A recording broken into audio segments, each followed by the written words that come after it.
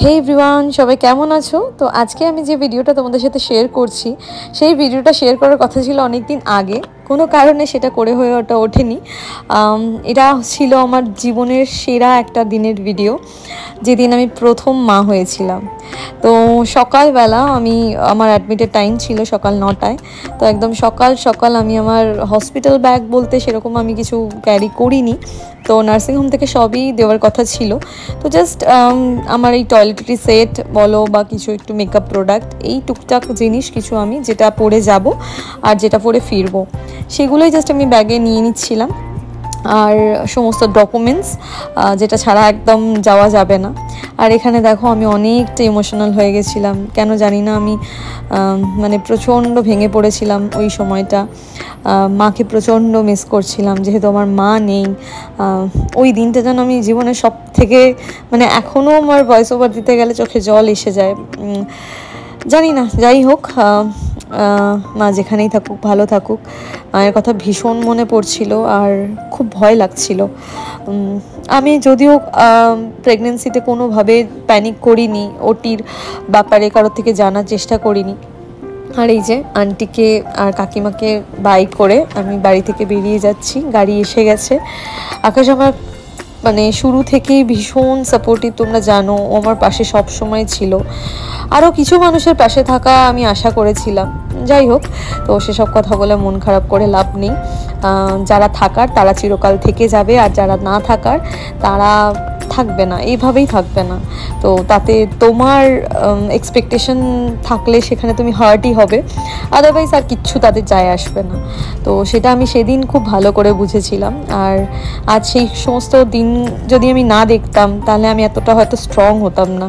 তো এখন তো আমায় স্ট্রং হতেই হবে, কারণ এখন তো আমি শুধু একা নই, এখন আমি মেয়ে থেকে মা হয়ে গিয়েছি। আর এই যে আমি নার্সিংহোমে চলে এসেছি, আমার ঢাকুরিয়া অশোক নার্সিংহোমে বেবি ডেলিভারি হয়েছে। অনেকেই জানতে চেয়েছিল যে আমার কোথায় ওটি হয়েছিল, তো অশোক নার্সিংহোম। আর এই যে আমি সেকেন্ড ফ্লোরে ছিলাম, তো আমার দিদি আর আকাশ চলে গিয়েছিল, আমার সাথে পূজাও গিয়েছিল, তোমরা দেখলে। আমার ননদ, আঙ্কেল ছিল, আমার শ্বশুর, তাসি আন্টি, আর B3C বাইক গ্রুপ, যেটা আমার এক্সটেন্ডেড ফ্যামিলি আমি সবসময় বলি। অমিতাভদা, পার্থদা, ত্রিদীপদা, বিশ্বজিৎদা, সোনিয়াদি, সবাই দেখা করতে এসেছিলো একে একে। তো মোটামুটি যাদেরকে আমি আশা করিনি তাদেরকে পাশে পেয়েছিলাম, আর যাদেরকে আমি আশা করেছিলাম তাদেরকে পাশে পাইনি। তো এইরকমই ভালো লাগা মন্দ লাগা সব মিলিয়ে একটা মিক্সড ফিলিং। আমার জীবনের সব থেকে একটা কঠিন দিন ছিল সেই দিনটা, এভাবেই কেটে গিয়েছিল। তো ওটির এক্সপিরিয়েন্স কেমন ছিল? খুবই ভালো ছিল, মানে যেরকমটা থাকে, আলাদা কিছুই নয়। সব মেয়ে যেভাবে মা হয় আমিও ঠিক সেভাবেই হয়েছিলাম। ওটির পরে এই যে কাঁপুনি, তারপর প্রথম ওকে দেখা।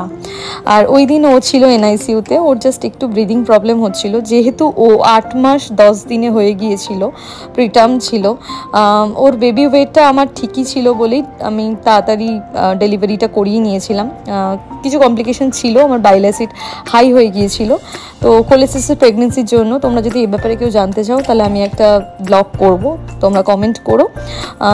তো এই দেখো নেক্সট ডেই আমি ওকে হাতে পেয়ে গিয়েছিলাম। আর এটা ছিল জীবনের সেরা মুহূর্ত, যখন আমি ওকে কোলে নিয়েছিলাম। ওটিতে ওকে এক ঝলক দেখেছিলাম, তারপর সারাদিন প্রচণ্ড মিস করেছি। প্রথম দিনটা যেদিন ও পৃথিবীতে এলো, সেই দিন ও NICUতে একাই ছিল। ওই দিন আর NICUতে ওদের কোনো বেবি ছিল না, আর বাড়িতে ওর বাবা একা, আর ওইদিকে কেবিনে আমি একা। যদিও আমি টুইন শেয়ারিং নিয়েছিলাম, কিন্তু সেদিন আমার পাশের বেডটা দেখো খালিই ছিল। আমি যখনই অ্যাডমিট হলাম তখনই সে ডিসচার্জ হয়ে গেল। আর এই যে বাবার কোলে বসে আদর খাচ্ছে আমাদের রাজপুত্র, আমাদের আমার হৃদয়। আর এইভাবে ওকে দেখো সডল করছিল, আমি সেটা আমাকে শেখাচ্ছিল যে কিভাবে করব। নার্সিংহোমে ওদের মানে হসপিটালিটি ভীষণ ভালো ছিল, নার্সগুলো ভীষণ ভালো ছিল, সবাই খুব কেয়ার করেছে আমার। আমি 2-3 দিন বুঝতেই পারিনি। আর এখানে পাম্পটা আমাকে দেখাচ্ছে কিভাবে ব্রেস্ট মানে পাম্প করতে হবে, তো সেটা নিয়ে এসেছিলো, ম্যানুয়ালি আমাকে সমস্তটা বোঝাচ্ছিল হাতে ধরে। দেখতেই পাচ্ছ সিস্টারদের বিহেভিয়ার ভীষণ ভালো, যেহেতু ও NICUতে ছিল। তো এই NICU সিস্টার বেবির কেয়ার নিয়ে আমাকে যথেষ্ট ভালো মানে ভাবে বুঝিয়ে দিয়েছে। সেটা আমার অনেক পরে অনেক কাজে লেগেছে, কারণ আমার বাড়িতে সেরকম মানে মাকে যেহেতু আমি পাইনি, আর আমার শাশুড়ি অতটাও অ্যাক্টিভ নয়, অসুস্থ, তাই আমার সেটা খুব কাজে লেগেছে। তো ওভারঅল আমার অশোক নার্সিংহোমে আমি ভীষণ ভালো সার্ভিস পেয়েছি, আমি খুবই হ্যাপি। যাই হোক, তো আজকের ভিডিওটা আমার জীবনের সেরা একটা ভিডিও। তোমাদের কেমন লাগলো অবশ্যই জানিও। দেখা হচ্ছে পরের ভিডিওতে। Bye bye.